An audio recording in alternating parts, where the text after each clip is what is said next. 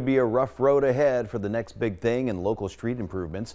RTA Next, a planned extension of the current Regional Transportation Authority and the sales tax that pays for it. The city of Tucson has come up with its wish list of road projects. 13 News reporter Bud Foster explains why it's raising red flags for the program's future. If this goes to the voters right now, they're gonna punt this right out of the stadium, and I wouldn't blame them. It's been an ongoing battle between the city of Tucson and the Regional Transportation Authority on how to proceed in the future. The RTA has been successful in getting roadway projects built in the area in the past 17 years, but now the city of Tucson wants to change directions going forward. And then another big question mark is, what about pavement rehabilitation on the RTA 1 projects that the citizens have paid for? And how do we maintain those projects? The city wants the RTA to set aside $200 million of its sales tax collections to maintain and rehabilitate the roads it has already built and the taxpayers have paid for. But the council was told during today's meeting the RTA has been very cool to that proposal. All of these proposals do exclude the $200 million for pavement rehabilitation. That is because there has not been any support from any of the RTA committees for pavement rehabilitation element. Whether that's a deal breaker is unlikely, but it certainly tests the city's patience. But there are other issues that need to be resolved before the city signs on as a supporter for another 20 years of the RTA. Both have spent months trying to negotiate a deal, which has been elusive.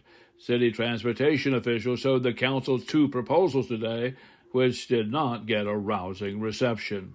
I think I've shared before, just a frustration of these conversations at the table, and it feels like the city and our staff continue to do acrobatics to try and, get creative with how we continue to push the projects that we need to see. Tucson is competing with 8 other jurisdictions like Marana, Oro Valley, and the tribal nations for a limited amount of money, still $2 billion, but each has its own special needs and wants. However, Tucson is the elephant in the room, and it may decide whether the RTA has a future. Well, there are still components, in my opinion, that need to be ironed out in order for me to confidently say to you, yes, this is the way we can go and we should go. Joining us live. And Bud, the RTA has been such a big part of Tucson for nearly 20 years, building roads, bike paths, stoplights and such. Is there a chance it will go away?